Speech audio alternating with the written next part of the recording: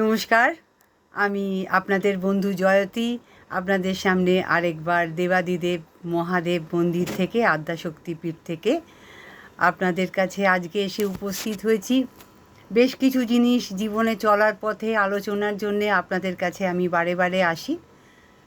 দেখুন, আমরা সকলে মন্দিরে যাই আমাদের বেশ কিছু প্রবলেমকে সর্ট আউট করার জন্যে। এবার এই প্রবলেমের সমাধানটা কিন্তু আমরা চিন্তা করি না যে এই প্রবলেমের সমাধান করবার উপায়গুলো কিন্তু আমাদের মধ্যেই নিহিত আছে। যেমন ধরুন, 3টে উপায়ে প্রবলেম সলভ করা যায়।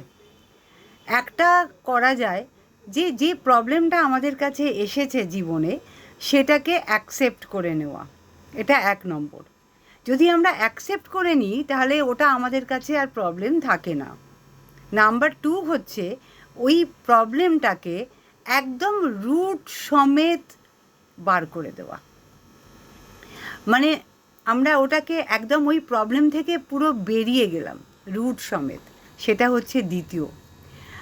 আর আরেকটা হচ্ছে প্রবলেমটা যেরকম আছে রইল, নিজেকে ওই প্রবলেম থেকে বার করে নেওয়া, এটা হচ্ছে তৃতীয়। একবার চেষ্টা করে দেখুন আপনারা, যদি এই 3টে আমরা উপায় অবলম্বন করতে পারি তাহলে জীবনে যে কোনো প্রবলেম, অ্যাটলিস্ট 90% প্রবলেম থেকে আমরা আমাদেরকে বার করে নিতে পারবো। আমাদের এনার্জিগুলো শরীরের আমরা ম্যাক্সিমাম ভয়ের জন্যে আমরা ভয় পেয়ে সেই এনার্জিটাকে লুজ করে ফেলি।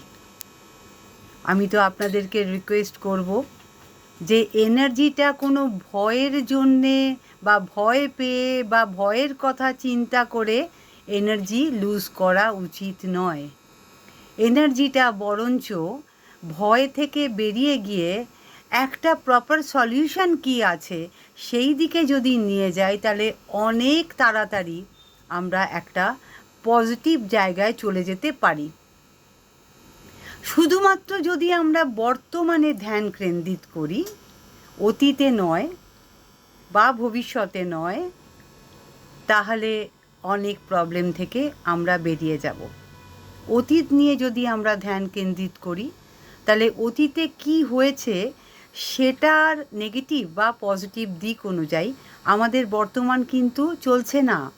অতীত থেকে আমরা শিক্ষা নিতে পারি, আর ভবিষ্যতে কি হবে তার পজিটিভ বা নেগেটিভ দিক আমাদের হাতে নেই। সুতরাং ভবিষ্যৎ নিয়েও চিন্তা করা কোনো প্রয়োজন নেই। কিছু বিশেষ প্ল্যানিং ছাড়া আমাদের ভবিষ্যৎ নিয়ে চিন্তা করার কোনো প্রয়োজন নেই। আমরা খালি কনসেন্ট্রেট করব আমাদের